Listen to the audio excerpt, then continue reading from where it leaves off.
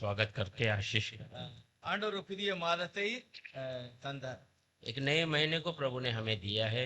இஸ்ரவேலருடைய சபையில இப்படி புதிய மாதம், அமாவாசை, பௌர்ணமி இப்படி எல்லாம் அந்த ஜனங்கள் ஆண்டவரை மகிமைப்படுத்தினார். इजरायलियों के समय में इस नया महीना पौर्णमी, ऐसा अमावास, ऐसे ऐसे दिनों को प्रभु की महिमा की। எல்லாவற்றிலும் தெய்வ சமூகத்தில் இருந்து அந்த நாட்களை அவர்கள் ஆரம்பித்தார்கள். सारी बातों में प्रभु की उपस्थिति में बैठकर उस दिन को उन्होंने जो है वो आशीष किया। கர்த்தர் பெரிய காரியங்களை செய்வார். परमेश्वर बड़े काम करें।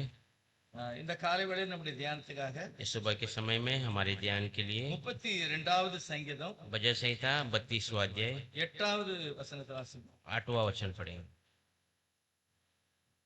நான் உனக்கு போதித்து நீ நடக்க வேண்டிய வழியை உனக்கு காட்டுவேன், உன்மேல் என் கண்ணை வைத்து உனக்கு ஆலோசனை சொல்லுவேன்।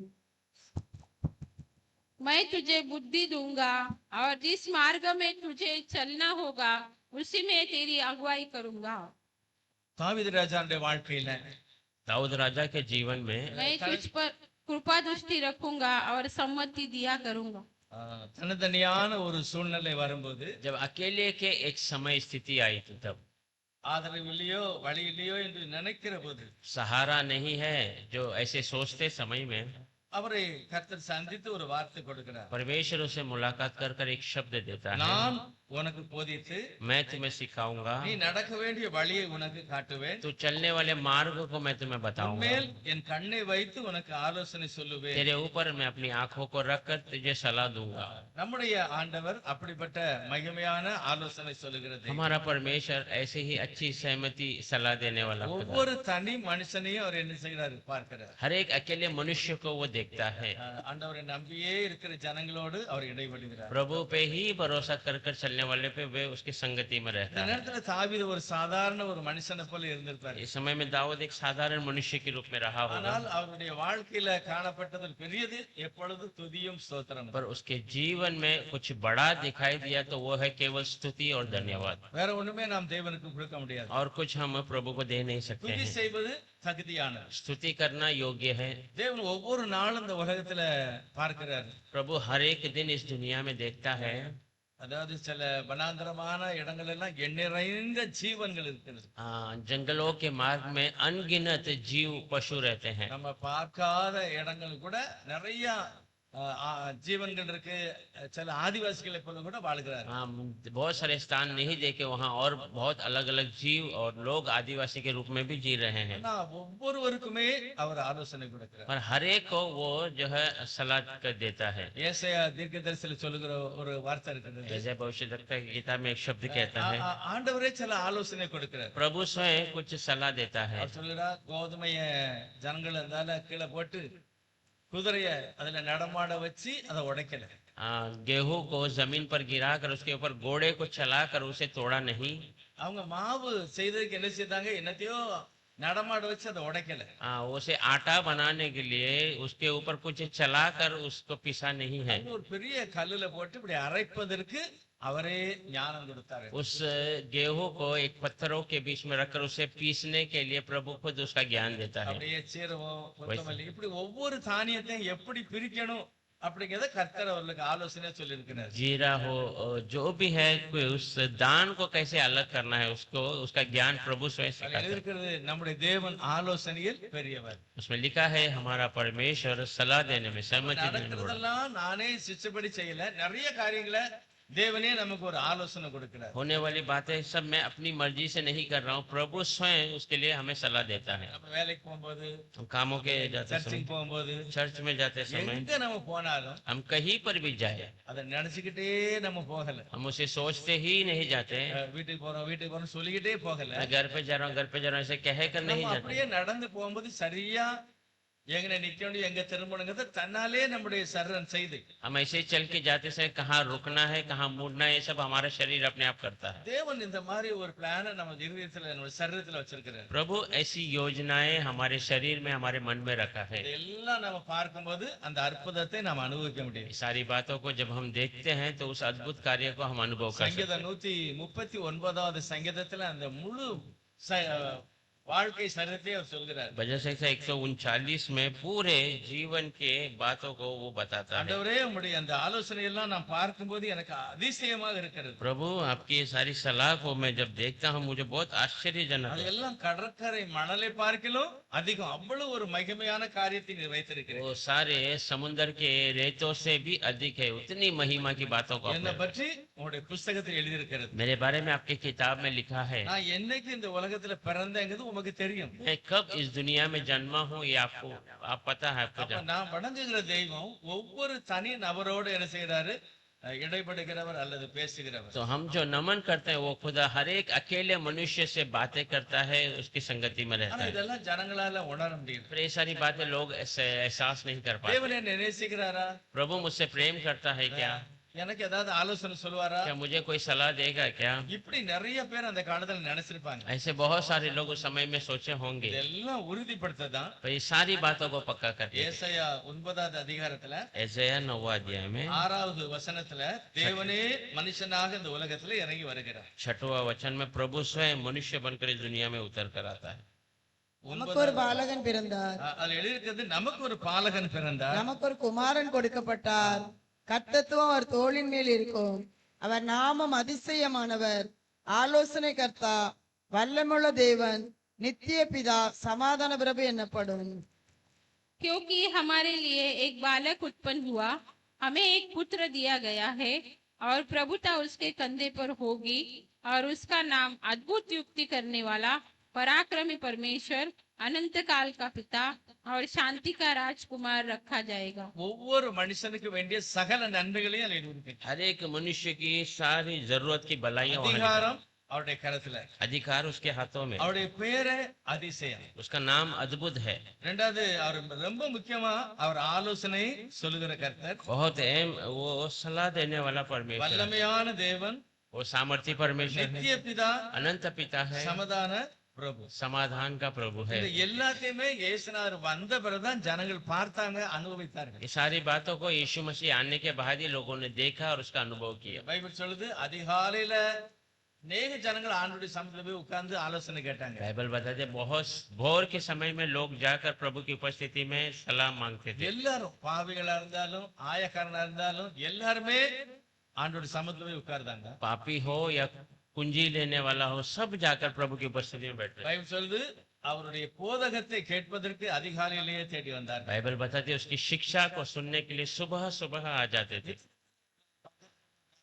कितने लोग उसके निकट जाकर बैठे थे। மரியாதை பற்றி ரொம்ப விசேஷமா போட்டிருக்கு. मरियम के बारे में बहुत विशेष बताया गया அவள் है। தன்னை விட்டு எடுக்க முடியாத ஒரு நல்ல பங்கை தெரிந்து वो கொண்டாள். अपने से नहीं निकाला जाने वाला एक अच्छे बाग को पा लिया है। அப்போ அவளுக்கு என்ன ஆலோசனையோ அதை குறித்து கர்த்தர் அங்க பேசிருக்கு. उसकी क्या सलाह है उसके बारे में प्रभु ने वहां बातें की है। எப்படி இந்த காரியத்தை பெற்றுக்கொள்கிறது? कैसे इस बातों को हम पा सकते हैं? பைபிள் சொல்லுகிறது அவருடைய சமூகத்துல காத்திருக்கிற ஒரு மனுஷன். बाइबल बताती है उसकी उपस्थिति में इंतजार करने वाला मनुष्य। ஆதியாகம புத்தகம் 11வது அதிகாரத்துல उत्पत्ति के 11वें अध्याय में ஆபிரகாமுடைய தகப்பனார் ஒரு இடத்துல இருந்து ஒரு இடத்துக்கு வருகிறார். अब्राहम का पिता एक स्थान से दूसरे स्थान में आता है। கடைசியில ஒரு ஒரு வசனம் எழுதியிருக்கிறது. उस 11 में आखिरी में 11வது அதிகாரத்துல 11वें अध्याय में आखिरी वचन में தேராகு தன் குமாரனாகிய ஆபிரகாமையும், ஆராண்டே குமாரன் தன் பேரனுமாயிருந்த லோத்தையும், தன் குமாரன் ஆபிரகாமுடைய மனைவியாகிய தன் மருமகள் சாராயையும் அழைத்து கொண்டு அவர்களுடனே ஊர் என்கிற கல்தேருடைய பட்டணத்தை விட்டு கானான் தேசத்துக்கு போக புறப்பட்டான். அவர்கள் ஆரான் மட்டும் வந்தபோது அங்கே இருந்து விட்டார்கள். तेरा अपने पुत्र अब्राहम और अपने पोते लूत को हारान का पुत्र था और अपनी बहू सारा जो उसके पुत्र अब्राहम की पत्नी थी, इन सबों को लेकर कसदियों के ऊर नगर से निकल कनान देश जाने को चला और हारान नामक देश में पहुंचकर वो वही रहने लगा। जब சில மனிதர்கள் ஒரு இடம் விட்டு இடம் பிழைப்புக்காக போயிருக்காங்க. समय में मनुष्य एक स्थान से दूसरे स्थान बचने के लिए गए। அடுத்து இன்னொரு இடம் போயிருவாங்க. एक स्थान में उनका सही नहीं हुआ तो दूसरी जगह चले ஆடு गए। மாடு இதனுடைய வியாபாரத்தினால தான் அவங்க பிழைச்சிருக்காங்க. भेड़ बकरी उनके जो बेच कर ही वो जीवन बिताते थे। ஆனா தேராகு வந்து ஒரு ஏரியா விட்டு இன்னொரு இடத்துக்கு போறாரு. पर तेरह एक स्थान से दूसरे स्थान में जाता है। அவரா போறாரா தேவன் உணர்த்தி போறாரா தெரியல. वो खुद जा रहा है या प्रभु प्रभु स्वयं उसे एहसास दिला कर जा रहा है, पता ஆனா नहीं। இன்னொரு இடத்துல இருக்கு, ஊர் என்கிற பட்டணத்துல இருந்து உன்னை நான் தான் கூட்டிட்டு வந்தேன் அப்படின்னு और சொல்லுதாரு. एक वचन में लिखा है, ऊर इस नगर से मैंने तुझे बुला ले आया, ऐसा लिखा அப்ப है। தேவனே அந்த உணர்வு அந்த மனுஷனுக்கு கொடுத்து அந்த இடத்துல இருந்து அவர் வாராரு. तो प्रभु स्वयं वो एहसास उसे देकर वो मनुष्य वहां से आता है। வார வழியில அப்படியே ஒரு இடத்துல उட்கார்ந்துட்டாங்க. आने के स्थान में एक जगह पे बैठ जाते हैं। என்ன நல்லது, நல்ல இடத்துக்கு போகணும், क्या है, अच्छा स्थान में जाना है, அந்த ஒரு ஆசையோட தான் அவங்க வராங்க. वो एक आशा के साथ ही आते हैं। ஆபிரகாம் லோத் எல்லாம் மொத்தமா தான் இருக்காங்க. अब्राहम लोत सब एक साथ है। ஆனா 12வது அதிகாரத்துல கர்த்தர் வரும்போது 12वें अध्याय में प्रभु आते समय ஒரு நல்ல ஆலோசனையை கர்த்தர் கொடுக்கிறார். एक अच्छा सलाह प्रभु देता है। ஃபர்ஸ்ட் அவர் சொல்லுகிறார், पहला वो कहता है, உன் தேசம், உன் இனம், இந்த மாதிரி நீங்க வந்து ஒரு அறகுறையான ஒரு இடத்துல உட்கார்ந்திருக்கீங்க, आप आकर एक आधे अधूरे स्थान में बैठ गए हैं, வேண்டாம், இது வேண்டாம், ये नहीं चाहिए, இன்னும் நீ வேற ஒரு இடத்துக்கு நீ போகணும், நான் காண்பிக்கிற இடத்துக்கு போகணும். और तो दूसरे स्थान में जाना है। मैं जो बताऊंगा उस स्थान में जाना அவனை है। உயர்த்துவேன், मैं तुम्हें ऊंचा உன்னை करूंगा, ஆசீர்வதிப்பேன், तुझे आशीष दूंगा, உன் பேரை நான் பெருமைப்படுத்துவேன். तेरे नाम को मैं बड़ा करूंगा। இந்த ஆலோசனைக்கு ஆபிரகாம் அப்படியே சரண்டர் ஆயிட்டார். ये सलाह के लिए अब्राहम अपने आप को दे दिया। தேவனே இந்த ஆலோசனையை ஆபிரகாம் கொடுக்கிறார். परमेश्वर स्वयं ये सलाह को अब्राहम को देता है। ஒரு மகிமையான ஒரு நல்ல ஒரு ஆலோசனை. एक महिमा का एक सलाह है। இன்னைக்கு நம்மளுக்கும் சில நேரத்தில் தேவன் சில ஆலோசனை கொடுப்பார் இருதயத்துல. हमें भी प्रभु कोई सलाह देता है हृदय में, இல்ல யாராவது பேசும் மூலமா, या किसी से बातें करते उसके வசனம் द्वारा, வாசிக்கிறது மூலமா. वचन के द्वारा। முக்கியமா அந்த உலகத்துல என்ன தேவை? अहम हमारे जीवन में, इस दुनिया में क्या चाहिए? ஆசீர்வாதமா இருக்கணும். एक आशीषित रहना है, நம்முடைய வம்சம் வளரணும், हमारा वंश बढ़ना है, ஒரு சமாதானத்தோட வாழணும். एक समाधान के साथ रहना है। இதுதான் ஒவ்வொரு மனுஷனுடைய ஒரு தேவை. यही हर एक मनुष्य की एक जरूरत है। ஆபிரகாமுக்கு கர்த்தரே வந்து சொல்றாரு, நான் உனக்கு ஒரு ஆலோசனை சொல்லுவேன், நீ கேட்கணும். अब्राहम को प्रभु स्वयं आकर कहता, मैं तुम्हें एक सलाह दूंगा, இந்த तुम्हें இடத்தை सुनो। விட்டுட்டு நீ போயிடணும், इस जगह को छोड़कर तुझे जाना है, நான் சொல்ற இடத்துக்கு நீ போன அப்படிங்கிறத. मैं जो बताता हूँ उस स्थान में तुझे जाना है। இல்ல ஆண்டவரே, இங்கே நான் இருக்கேன், நீ ஆசீர்வதிங்க அப்படின்னு அவர் சொல்லல. हाँ नहीं प्रभु, यही मैं रहता हूँ, इससे मुझे आशीष कीजिए, ऐसा नहीं कहा। அப்ப நம்ம ஒவ்வொருவரையும் பார்க்கும்போது तो हम सबको देखते நாம் समय में, இருக்கிற இந்த இடம் அல்லது இந்த ஏரியா हम जो रहते हैं ये स्थान या ये जगह, நிறைய பேருக்கு பிறந்து வளர்ந்த இடம் இல்ல. बहुत लोगों को जन्म होकर बड़े हुए स्थान नहीं है। அவரே நம்மளை ஏவி கொண்டு வந்தாரா இல்ல சொல்லி வந்தோமா தெரியல. उसने स्वयं हमें बुला कर ले आया या किसी के कहने पे आया, पता नहीं। ஆனா பைபிள் சொல்லுது, நான் உனக்கு ஆலோசனை சொல்லுவேன். और बाइबल बताती है, मैं तुम्हें सलाह दूंगा। கொண்டு வந்து இருக்கிற இடத்துல நமக்கு ஒரு வீடு, நமக்கு ஒரு வேலை, நமக்கு சாப்பாடு எல்லாமே அவர் செய்கிறார். लेकर आए हुए स्थानों में हमारे लिए घर, एक भोजन का तरीका, सब बातों को प्रभु स्वयं करके, எல்லா காரியங்களையும் கர்த்தர் செய்கிறார். सब बातों को प्रभु करके நான் देता है। முதல் பீட்டர் பிரதர் வீட்டுக்கு போயிருக்கும்போது पहला जब हम पीटर ब्रदर के घर पे गए थे, சாலமன் பிரதர் வீட்டுல தான் அவரை சந்திச்சு போறோம். भाई सोलोमन के घर पे ही उनका मुलाकात हुआ और गए। அங்க போனா நிறைய விருந்தாளிகள்லாம் வந்திருந்தாங்க. वहां गए, बहुत सारे मेहमान लोग आए थे। இவர் சொல்றாரு, இவர் ஒரு ஊழியக்காரரு, நம்மகிட்ட ஜெபம் பண்ணுவாங்க, அதுக்கப்புறம் சாப்பிடுங்க அப்படின்னாரு. भाई पीटर ने कहा, एक भाई एक सेवक है, प्रार्थना करेंगे, उसके बाद हम भोजन அவங்க खाएंगे। எல்லாமே ஆர்சிக்காரங்க, நிறைய விருந்தாளிகள்லாம் வந்திருக்காங்க. बहुत सारे आरसी लोग थे, बहुत सारे मेहमान भी आए थे। சரியா மத்தியானம் 1 மணி. तकरीबन दोपहर का एक समय, ஆனா ஒரு வசன வாசித்து ஒரு பாட்டு படிச்சு ஜெபம் பண்ண உடனே எல்லாருக்குமே சந்தோஷம். एक वचन पढ़ा और गीत गाए, फिर हमने प्रार्थना किया, सबको एक ஏன்னா அந்த आनंद, அனுபவம் உங்களுக்கு இல்ல அப்ப. क्योंकि वो अनुभव उनको नहीं था। ஆனா சாப்பாடு ஆரம்பிச்சாச்சு. भोजन शुरू हो गया। அவங்க அம்மா எனக்கு சாப்பாடு கொடுத்தாங்க. उनकी माता जी ने मुझे भोजन நான் दिया। எனக்கு சாப்பாடு வேண்டாம், நான் வீட்டுக்கு போறேன் அப்படின்னு.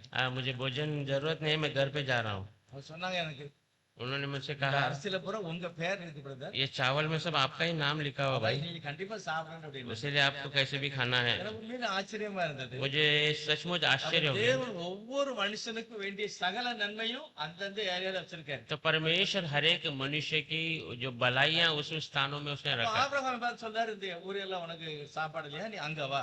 अब्राहम को देखकर कहता है, इस जगह में तेरे लिए भोजन नहीं है, तो वहां पर आ। இந்த ஒரு வார்த்தைக்கு ஆபிரகாம் செவி கொடுத்ததுனால அவனுடைய சந்ததியை கர்த்தர் ये ஆசீர்வதித்தார். एक शब्दों को अब्राहम ने कान दिया, उसने उसकी पूरी संतान को பெரிய प्रभावित। ஆசீர்வாதம் அந்த வீட்டாருக்கு கிடைச்சது. एक बड़ा आशीष उस घराने को मिला था। உலகத்தையே மீட்கக்கூடிய ஒரு வழிவாசலை திறப்பதற்கு அவருடைய சந்ததி காரணமா இருக்கு. ये पूरे घर को, पूरे उसके परिवार को छुटकारे में ले आने के लिए वो कारण है। தேவனோடு நடக்கிற ஒரு நல்ல குழந்தையை அவர் பெற்றெடுக்கிறார். परमेश्वर के संग चलने वाला अच्छा एक पुत्र को जन्म देता ஈசாக்கு है। எவ்வளவு ஒரு மகிமையான ஒரு மனுஷனா இருக்காரு பாருங்க. ईसा कितना महिमा का मनुष्य देख, நல்ல ஒரு மனைவி ரெபேக்காள். एक अच्छा औरत थी रेबेका। எல்லாமே தேவனுடைய ஆலோசனைப்படி தான் அங்க நடந்திருக்கு. सब प्रभु की सलाह के द्वारा ही हो रहा है। புதிய ஏற்பாட்டுல பவுல் எழுதும்போது எழுதுகிறார், पर नए नियम में पौल लिखते समय लिखता है, ஆபிரகாம் வீட்டுல என்ன நடந்ததோ அதெல்லாம் உங்க வீட்லயே நடக்கும். अब्राहम के घर में जो हुआ वही तुम्हारे घर में भी होगा। அவருக்கு என்ன வாக்கு கொடுத்தாரோ அந்த வாக்கு தத்தம்லாம் உங்களுக்கும் கிடைக்கும். उसको जो वाग्दान दिया गया वो वाग्दान पूरा आपको भी मिलेगा। முதலாவது அவருக்கு கொடுத்தாரு, தொடர்ந்து அது உங்க வரைக்கும் வந்துச்சு. वो पहला उसे दिया, अभी वो आते आते आपके पास आ गया है। இயேசு கிறிஸ்து மூலமாக வருகிறது यीशु அப்படின்னு मसीह- சொல்லி ரோமர்ல எழுதுகிறார். यीशु मसीह के द्वारा ये बातें आ रही है, ऐसा रोमियो में लिखा है। ஹல்லேலூயா. हालेलुया।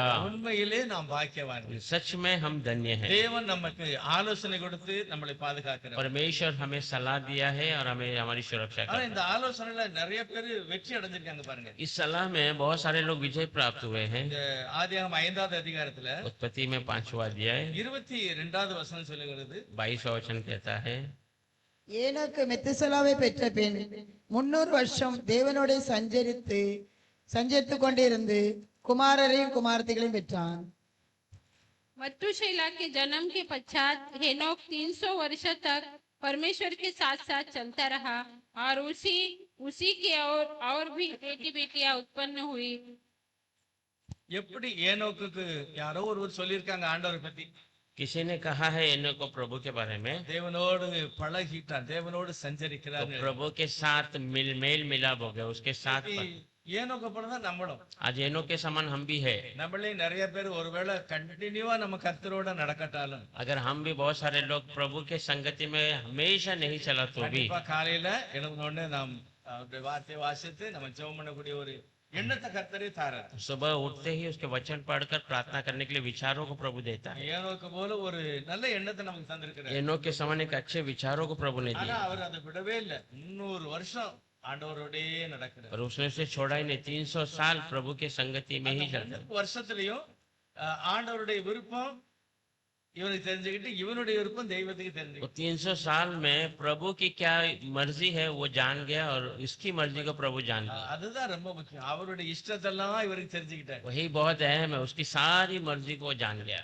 ரெண்டாவது நம்முடைய விருப்பம் அவருக்கு தெரிஞ்சுக்கிட்டார். हमारी मर्जी क्या है वो जानता है। ஆமோஸ் புத்தகத்துல எழுதியிருக்கு, आमोस की किताब में लिखा है, 2 பேரு ஒருமனப்பட்டால் ஒழிய 2 பேரும் ஒண்ணா போக முடியும். 2 लोग एक मन हुए नहीं तो संग साथ साथ नहीं चल सकते। 2 பேரும் எவ்வளவு ஒருமனப்பட்டிருந்தா ஒண்ணா போக முடியும் பாருங்க. ये 2 लोग का कैसे एक मन हुए रहेंगे तो एक साथ चले रहेंगे। முக்கியமான காரணம் தேவனோடு நடக்கிற அனுபவம். एक अहम कारण है कि प्रभु के संगति चलने का अनुभव। 11வது அதிகாரம் போட்டிருக்கு 4வது வசனத்துல, इब्रानी 11 अध्याय की 4 वचन में, என்னெல்லாம் செய்தானோ அது தேவனுக்கு பிரியமா இருந்தது. वो जो कुछ किया वो सब प्रभु का प्रिय था। இந்த அனுபவம் நமக்கு தேவை. ये अनुभव हमें चाहिए। என்ன செய்தாலும் சரி நாம் தேவனோடு பேசணும். कुछ भी हम करें हम प्रभु से बातें करना। வீட்டுல சமையல் பண்ணாலும் சரி என்னதுனாலும் சரி நான் தேவனோடு பேசலாம். அது தேவன் பட்சபாதம் உள்ளவர். हम घर पे खाना बनाते रहे, कुछ भी करते रहे, हम प्रभु से बातें करना है, वो पक्षपात नहीं करता, எல்லாருக்கும் அவர் ஆலோசனை கொடுப்பார். वो सबको सलाह देता है। அப்படிப்பட்ட இந்த சான்ஸ் ஏனோக்கு கிடைத்திருப்பார். ऐसा मौका एनो को मिला है। தேவனோடே சஞ்சரித்ததுனால वो प्रभु के संगति में ही था, इसीलिए நோவா காலத்துக்கு முந்தி அவரை எடுத்துக்கிட்டார். नूह के समय के पहले प्रभु ने उसे उठा அந்த लिया। அழிவு அவர் பார்க்கல. वो नाश को उसने देखा नहीं। அப்படிதான் இந்த உலகத்துல ஏதோ ஒரு அழிவு வரப்போகுது. ऐसे ही इस दुनिया में कोई नाश आने वाला है। அதுக்கு முந்தி நம்மளையும் கூட ஏனோக்கு மாதிரி கர்த்தர் எடுக்கணும். उसके पहले हमें भी एनो के समान प्रभु उठा लेना, சந்ததி எடுக்கப்படணும். हमारी संतानें उठाए जाना चाहिए। தேவனுடைய ஆலோசனையில நடக்கிறவர்கள் பாக்கியம். प्रभु के सलाह में चलने वाले धन्य हैं। ஏற்பாட்டுல பாருங்க, ஃபர்ஸ்ட் உட்கார்ந்து மலை பிரசனத்துல பண்ணும்போது नए नियम में देखिए, पहला जो पहाड़ी प्रचार में करते ஒவ்வொரு समय தனி நபரையும் பார்த்து சொல்றாரு, हर एक अकेले मनुष्य को देकर कहता है, துன்பப்பட்டுக்கிட்டு இருக்கியா, பரவாயில்ல, அது உனக்கு பாக்கியம். तो तकलीफ में है, ठीक है, वो तेरे लिए धन्य है। கைவிடப்பட்டிருக்கிறியா, ஆனா உண்மையில பாக்கியவான், உனக்கு அந்த ஆறுதல் கிடைக்கும். छुड़ा दिया गया है क्या? सच में तो धन्य है, क्योंकि वो तुझे समाधान मिलेगी। எல்லாருக்கும் ஒரு ஆறுதலான வார்த்தையை சொல்லாரு. सबको एक समाधान की बातों को कहता है। எல்லாரும் யார் வந்தாலும் சரி அவங்களுக்கு வேண்டிய வார்த்தைகளை கர்த்தர் जो கொடுத்தார். कोई क्यों ना है, उसके लिए जरूरत की बातों को कहता है। ஆண்டவர் பாருங்க, அவருடைய வார்த்தையினால ஜனங்கள் திருப்தி அடைந்தாங்க. प्रभु के शब्दों के द्वारा लोग तृप्त हो गए। எல்லா பக்கம் இருந்து வராங்க. सारे जगह से लोग आते हैं, எப்படியாவது தொடர்ந்து ஆசைப்படுதாங்க. कैसे भी उसे छूने की आशा करते हैं। நல்லவங்களோ கெட்டவங்களோ தொட்ட யாவரும் சுஸ்தம். वो अच्छे या बुरे हो, छूने वाले सारे चंगा पाए हैं। அப்ப எவ்வளவு ஒரு அன்பை தேவன் தன்னுடைய ஜனங்களோடு இடைபெற்றிருக்கு. कितना बड़ा प्रेम को प्रभु ने अपने लोगों के बीच में। வாசித்த சங்கீதத்தில் போட்டிருக்கு, ஸ்தோத்திர பலியிடுகிறவன் என்னை மகிமைப்படுத்துகிறான். हमने पढ़े हुए भजन संहिता में डाला, स्तुति का बलि देने वाला मेरी महिमा। ஆபத்துல என்னை நோக்கி கூப்பிடு, நான் உனக்கு மறு உத்தரவு கொடுப்பேன், உன்னை விடுவிப்பேன். संकट में मेरी ओर पुकार, मैं तुम्हें उत्तर दूंगा और तुझे छुड़ाऊंगा। ஆபிரகாமோடு பேசின கர்த்தர் अब्राहम से बातें करने वाला खुदा நம்மோடு கூட கர்த்தர் பேசுகிறார். हमसे भी प्रभु बातें करता அவருடைய है। ஆலோசனை மகிமையானது, மகத்துவமானது. उसकी सलाह, उसकी बातें सब महिमा का है। அப்போஸ்தலருடைய ஊழியங்கள் வளர்ந்து வரும்போது प्रेरितों की जो सेवाएं बढ़ के आ रही थी, திடீர்னு ஒரு நாள் ஒரு மனுஷனுக்கு ஒரு ஆலோசனை கொடுக்கிறார். अचानक एक दिन एक मनुष्य को सलाह देता है। அப்போஸ்தலர் 8வது அதிகாரத்துல प्रेरित का किताब 8वां अध्याय 26வது வசனம். அப்போஸ்தலர் 8:26. 8 में 26, प्रेरित 8:26। பின்பு கர்த்தருடைய தூதன் பிலிப்பை நோக்கி, நீ எழுந்து தெற்கு முகமாய் எருசலேமில் இருந்து காசா பட்டணத்துக்கு போகிற வனாந்தர மார்க்கமாய் போ என்றான். फिर प्रभु के एक स्वर्गदूत ने फिलिप्पुस से कहा, उठ और दक्कन की ओर उस मार्ग पर जा जो यरूशलेम से गाजा को जाता है। தேவன் ये ஒரு रेगिस्तान பிலிப்புக்கு ஒரு ஆலோசனை, ஒரு தூதனை அனுப்பி சொல்லுகிறார். परमेश्वर फिलिप को एक सलाह देता है उस दूतों को भेजकर। பிலிப்பு உடனே கிளம்பிட்டார். फिलिप तुरंत निकल पड़ा।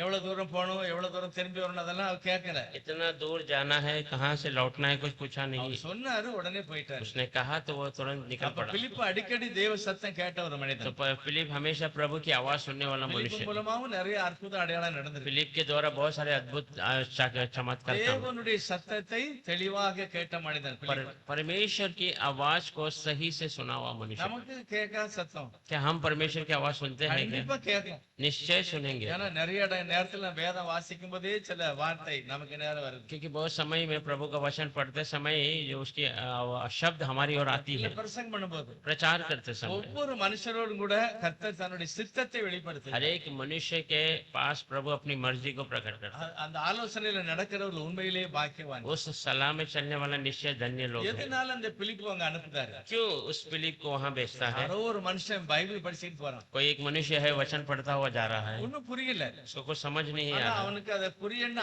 ஆசை இல்ல. उसको वो समझने की आशा भी नहीं ஆனா है, வாசிக்கிறாரு. पर वो पढ़ रहा ஆனா है। தேவன் பிலிப்பு போ அந்த ரதத்தோட சேர்ந்துக்க. और परमेश्वर फिलिप को कहता है, तो उस रथ के साथ मिल जा। அவர் கிட்ட போன உடனே அவனே ஒரு பேச்சை கொடுக்கிறாரு. उसके निकट जाते वो खुद उससे बातें करना शुरू பிலிப்பு कर। கேட்க, நீ வாசிக்கிறது உனக்கு புரியுதா? फिलिप पूछा, क्या तू पढ़ रहा है, तुझे समझ आ रहा இல்ல, है? எனக்கு புரியல. मुझे समझ नहीं आया। ஏசாயா தன்னையே பத்தி சொல்றாரா இல்ல யாரையோ பத்தி சொல்றாரான்னு எனக்கு புரியல. ऐसा अपने आप के बारे में कहता है, किसी के और के बारे में मुझे समझ नहीं आ रहा। சொல்லட்டுமான்னு சொன்ன உடனே ரதத்தை நிறுத்தி இவரை ஏத்திட்டு போறாங்க. मैं कहूँ क्या, ऐसे कहते ही उस रथ को रुका देता है और उसे ऊपर चढ़ाकर பேசிக்கிட்டே போகும்போது பரிசுத்த ஆவியானவர் ரெண்டு பேருக்கும் மத்தியில இடைபடுகிறார். बातें करते ही जा रहा था। पवित्र आत्मा दोनों के बीच में काम करता है। இவருடைய சுவிசேஷம் அவனுக்கு விளங்கிக்கிட்டேன். इसका सुसमाचार वो समझ गया। பைபிள் சொல்லுகிறது, இந்த ஏசாயா 53வது அதிகாரத்துல இயேசுநாதரையும் கல்வாரி சிலுவையும் எழுதியிருக்கிறது. बाइबल बताती है ऐसाया 53वां अध्याय में यीशु मसीह और उसके कलवारी क्रूस के बारे में। நம்ம ஜனங்கள்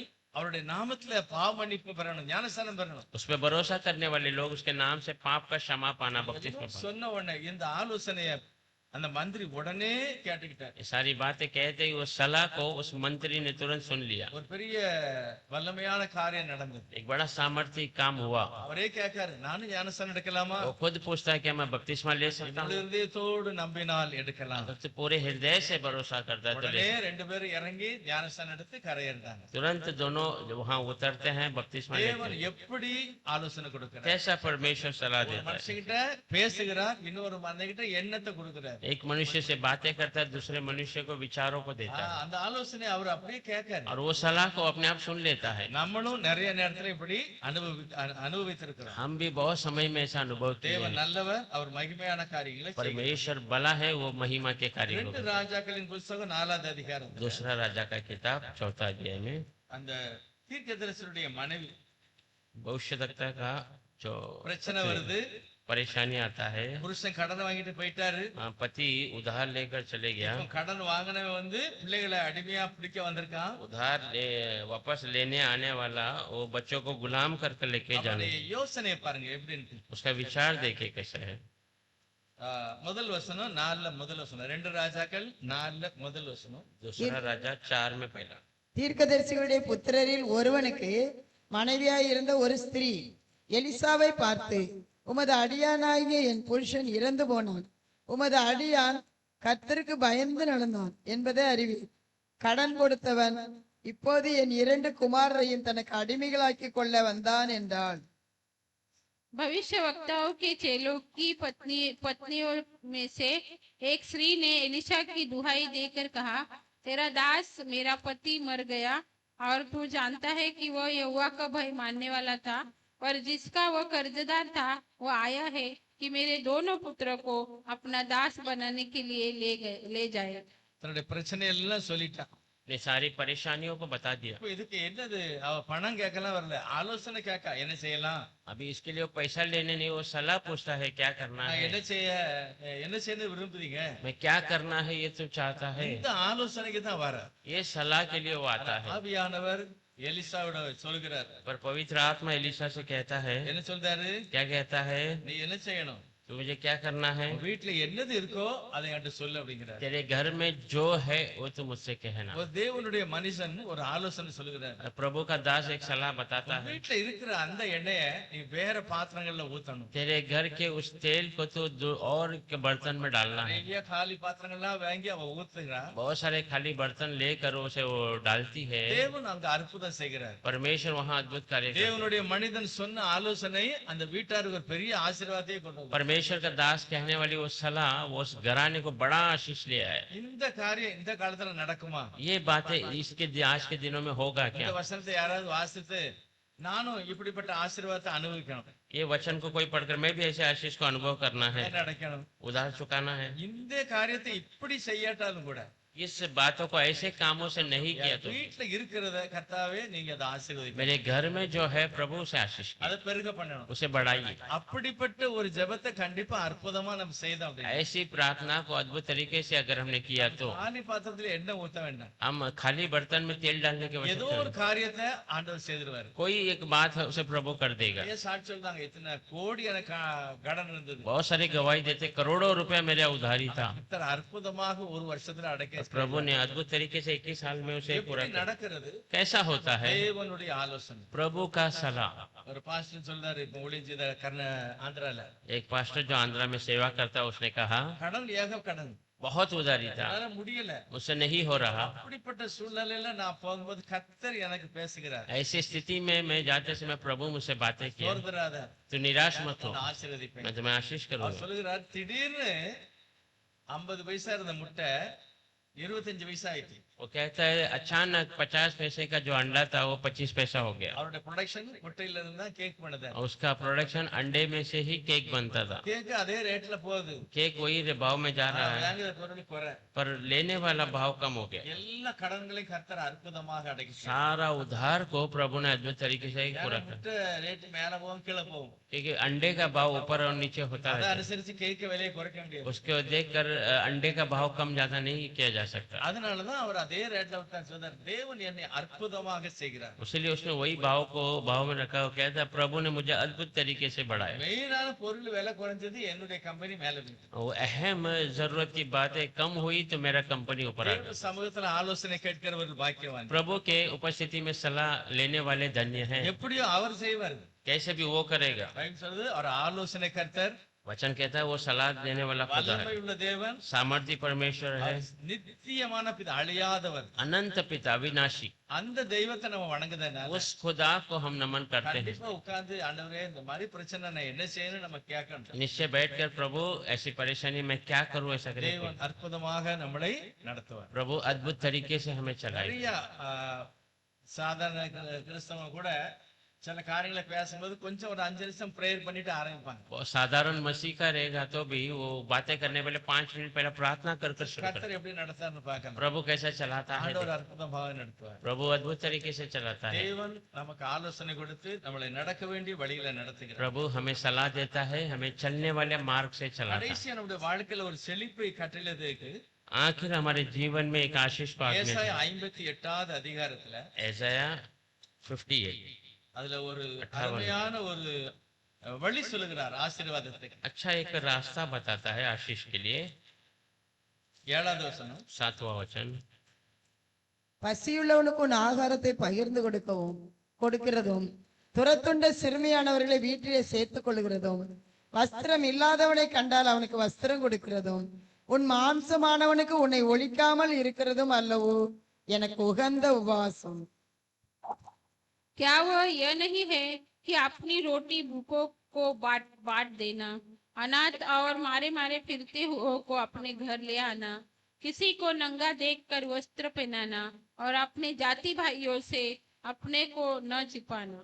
இப்போ ஒரு ஆள் பசியா இருக்கு, अब एक भाई भूखा है, நம்ம வீட்டுல இல்லைன்னா நம்ம கொடுக்க முடியாது. हमारे घर में नहीं है, हम दे नहीं सकते। ஆனா ஆண்டவர் சொல்லுகிறார் உன் வீட்டுல இருக்கும் நீ கொடுக்கணுங்க மாதிரி சொல்றாரு. प्रभु कहता है तेरे घर में है और तुझे देना है। அந்த எண்ணத்தை கர்த்தர் தரணும். वो विचार को प्रभु देना है। நமக்கும் அந்த ஆசீர்வாதத்தை கர்த்தர் கட்டிட்டு இருக்கு. हमें भी वो आशीष प्रभु ने आज्ञा दिया है। உபவாசம் பண்ணி ஜெபம் பண்ணுகிற ஜனங்களை பார்த்து கர்த்தர் சொல்லுகிறார், उपवास कर कर प्रार्थना करने वाले को देखकर प्रभु कहता है இந்த உபவாசம் பண்ண நல்லதுதான், तो उपवास कर, अच्छी बात ஆனா है, இப்படி நீ செய்யணும். पर ऐसे से करना है। 8வது வருஷத்துல முதல் பாயிண்ட் பாருங்க, அப்பொழுது எப்பொழுது 8वां वचन में पहला शब्द के तब, இப்படி நீ செய்தனா ऐसा तो करेगा तो எல்லா இருளும் மாறிடும், வெளிச்சமாய் மாறும். सारा अंधकार बदल जाएगा, उजाला हो जाएगा। தேவன் சொல்றாரு இந்த மாதிரி நீ செய்ய. प्रभु कहता है ऐसा तो कर। சாப்பாடு இல்லாம யாராவது வந்தா கொஞ்சம் சாப்பாடு கொடு, किसी के पास भोजन नहीं है तो भोजन दे, துணி இல்லாம யாரு இருந்தா துணி கொடு, जिसका वस्त्र नहीं है तो वस्त्र दे, அனாதை யாராவது இருக்காங்க அவங்களுக்கு கொஞ்சம் ஆதரவு கொடுங்க. जो अनाथ है उसको थोड़ा तसल्ली दे। இப்போ ஒருவேளை நம்ம நேரடியா செய்யல, अगर इसे हमने सीधे तरीके से ஆனா नहीं भी किया, மிஷனரிகள் செய்தாங்க இந்த पर வேலை. मिशनरी लोग करते हैं அப்ப काम, நம்ம செய்கிற சப்போர்ட் செய்கிற ஜெபம் என்ன செய்யும், வேலை செய்யும். तो हम करने वाली प्रार्थना मदद उनको मदद करता है। கண்டிப்பா நானே போய் செய்யட்டா எனக்கு பேர் இன்னொரு ஆள் செய்து, निश्चय मैं खुद नहीं गया, पर मेरे बदले और कोई कर रहा है। அவர்களுக்காக நான் கொடுக்கிறேன், நான் ஜெபிக்கிறேன். उनके लिए मैं दे रहा हूँ, मैं அப்ப प्रार्थना कर रहा தேவன் மகிமையான காரியங்களை செய்வார். हूं। तो परमेश्वर महिमा के काम சிலருக்கு करते हैं। வீடுகளிலே செய்யக்கூடிய ஒரு சூழ்நிலை, ஒரு சான்ஸ் கிடைக்கும். हाँ, किसी के घर के निकट करने की स्थिति एक मौका मिलता है। பைபிள் சொல்லுது அப்பொழுது விடிய காலத்துல உள்ள வெளிச்சத்தை போல உன்னுடைய வாழ்க்கை மாறும். बाइबल बताती है तब सुबह का उजाले के रूप में तेरा जीवन बदल जाएगा। 30வது வருஷம் சொல்லுது அப்பொழுது நீ கூப்பிடுவாய், கர்த்தர் உனக்கு மறு உத்தரவு கொடுப்பார். 9वां वचन कहता है तब तू बुलाएगा, प्रभु तुझे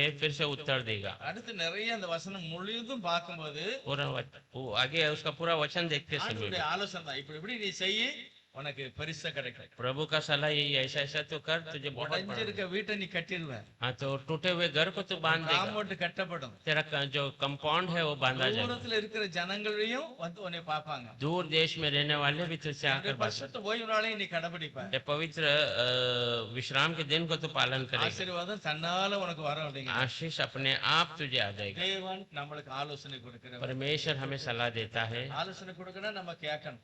सलाह देते समय हमें सुनना है। சொல்லுது என்னை நோக்கி கூப்பிடு, நான் உனக்கு மறு உத்தரவு. एरेमिया 33:3 में कहता है मेरी ओर पुकार, मैं तुम्हें उत्तर दूंगा। நம்ம ஆலோசனை சொல்லுவாரு, वो हमें सलाह देता है, பழியில நடத்துவாரு. चलने वाले मार्ग में चलाएगा। எப்படியோ யார் மூலமாவது என்ன மாதிரி நமக்கு செய்வேன். किसी के द्वारा कैसे भी कुछ तो हमारे जीवन में चलेगा। எல்லாருடைய ஜீவன் எல்லாருடைய சுவாசம் ஆண்டவருடைய கரத்துல இருக்கு. लेकिन सारों का जीवन श्वास प्रभु के हाथों में है। சொல்லிருக்கு ராஜாவுடைய இருதயம் கர்த்தருடைய கரங்கள்ல இருக்கிற நீர் காலை போல இருக்கிறது. नीति वचन में लिखा राजा का हृदय प्रभु के हाथों में रहने वाला उस सोते के समान है। அவர் எங்க திருப்பணுமோ அங்க திருப்பிடுவார். वो कहाँ उसको फिराना चाहता वहां घुमा தேவன் அந்த सकता है। எண்ணத்தை அவன் மனுஷனுக்கு கொடுப்பாரு. प्रभु वो विचारों को मनुष्य को देता है। ஆண்டவர் கொடுத்த ஞானத்தின்படி அவன் திருப்பிடும். प्रभु दिए हुए ज्ञान के अनुसार वो घुमा देता है। हमारा परमेश्वर अद्भुत है। ஆலோசனை கொடுத்து நம்ம ஒவ்வொரு தேவைகளையும் கர்த்தர் அற்புதமாய் செய்வாரா. सलाह देकर हम हर एक की जरूरतों को अद्भुत तरीके से पूर्ति படிச்ச करेगा। பாட்டுல கண்மலையே பெருக்கக்கூடிய அளவுக்கு தேவன் உன்னை எடுத்திருக்காரு. हमारे हमने जो गीत गाया था, चट्टान को जो तोड़ने उखाड़ने जैसा ताकत दिया है, கிடைச்சிருக்கிறாரு. उसीलिए प्रभु ने हमें बुलाया। காத்திருந்து ஜெபம் போது அந்த காரியத்தை पर செய்யும். इंतजार कर कर प्रार्थना करते समय में उस कार्य को அந்த करता ஒரு பேரக்கனை படிக்கும். கண்மலைகள் பெயர்க்கும் படியா கர்த்தர் உன்னை கரம் பிடித்தார். கண்மலைகள் பெயர்க்கும்படியா கர்த்தர் உன்னை கரம் பிடித்தார். காத்திருந்து பலனடைந்து கழிவோன எண்ணிடுவார்.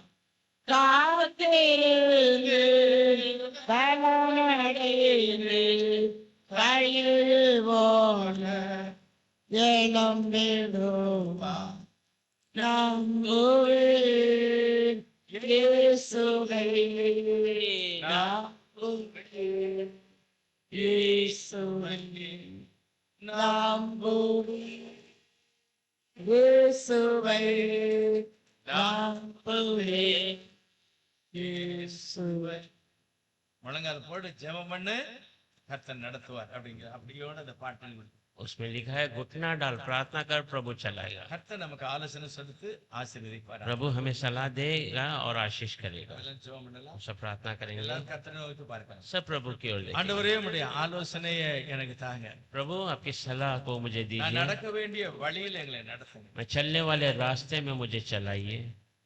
யோசுவாவோடு கர்த்தர் சொன்னார், यशुआ के पास நான் प्रभु ने, மோசேயோடு இருந்தது போல உன் கூடயே நான் இருப்பேன். जैसा मैं मूसा के पास था वैसे तेरे நான் साथ, கண்டிப்பா உன்னை விட்டு விலக मैं மாட்டேன். निश्चय तेरे से दूर ஆனா नहीं நீ हूँ, என்னுடைய வேதத்தை மறக்கவே पर கூடாது. तू मेरे वचनों को कभी என்னுடைய भूलना नहीं। கட்டளைகளை நீ வாசிக்கணும். मेरे आज्ञा को तू पढ़ना है, அப்பொழுது நீ புத்திமானாய் நடந்து கொள்ளும். तब तू बुद्धिमान हो जाएगा, எல்லாரை காட்டிலும் மேன்மையாக இருப்பான். सबसे तू ऊंचा हो जाएगा। வந்திருக்கிற ஒவ்வொருவரையும் நாங்கள் வாழ்த்துகிறோம், ஆசீர்வதிக்கிறோம். प्रभु यीशु मसीह आए हुए हर एक को हम आशीष करते हैं। யோசுவாவை போல நாங்களும் உங்களுடைய சத்தத்தை கேட்கிறோம். यशुआ के समान हम भी उस आवाज को सुने। நீங்க எப்பொழுதும் என்னுடைய கட்டளைகளுக்கு கீழ்ப்படியணும். आप हमेशा हमारी आज्ञा को आपकी आज्ञा को அது உன் पालें। இருதயத்தை விட்டு நீங்கவே கூடாது. वो तेरे हृदय से कभी दूर नहीं அப்பொழுது जाना, நீ புத்திமானாய் நடந்து तब तो கொள்ளும். बुद्धिमान हो जाएगा। கர்த்தராகிய இயேசுவே உம்முடைய நாமத்தினால இந்த விலையேறப்பட்ட வேதாகமத்தை வாசிக்க புரிந்து கொள்ள கர்த்தர் கிருபை प्रभु செய்யுங்க. यीशु मसीह बहुमूल्य वचनों को पढ़कर उसको समझने के लिए हमें बुद्धि दी। நாங்கள் வந்திருக்கிற ஒவ்வொரு குடும்பமும் பிள்ளைகள் எல்லாரையும் இயேசு கிறிஸ்து நாமத்தினால ஒவ்வொரு நாளும் வளர்ந்து செழிப்பா இருக்க கிருபை हम செய்யுங்க. आए हुए सारे परिवार बच्चे सब यीशु मसीह के नाम से बढ़कर आशीषित உம்முடைய रहने को ஆலோசனை எங்களை செழிப்பான இடத்துல நிறுத்தும். मिले। आपकी सलाह हमें आशीष के स्थानों में रखता है। நீர் பேசுகிற ஆண்டவர், आप बातें करने वाला खुदा, அவர் உங்களுக்கு என்ன சொல்லுகிறாரோ அதன்படி செய்யுங்க. वो हमसे क्या कहता है वैसे ही तुम करो। அவர் நல்ல ஒரு ஆலோசனை, தண்ணியை நிரப்புங்கள் वो அப்படின்னு. अच्छा सलाह दिया, तुम पानी को भर दो, அந்த பாத்திரம் எல்லாம் தண்ணி நிரப்பப்பட்டது. पूरा बर्तन पानी से भर இப்பொழுது देते। எடுத்து பருமாறுங்கள். अब लो और बांटो करके அது कहा, அற்புதமாக ரசமாய் மாறி वो अद्भुत रस में बदल गया। அவருடைய ஆலோசனை ஆசீர்வாதத்தை தருகிறது. उसकी सलाह आशीष को दिया। நல்லவரே நன்றி சொல்லுகிறோம். अच्छे परमेश्वर को நீர் धन्यवाद। எங்களோடு பேசும், अब हमसे बातें எங்களுக்கு कीजिए, ஆலோசனை சொல்லும். हमें सलाह दीजिए। நடக்க வேண்டிய வழியில நாங்க நடக்கணும். चलने वाले रास्तों में हमें चलाइए। பைபிள் சொல்லுகிறது அவர் பின்னால இருந்து பேசுவார்.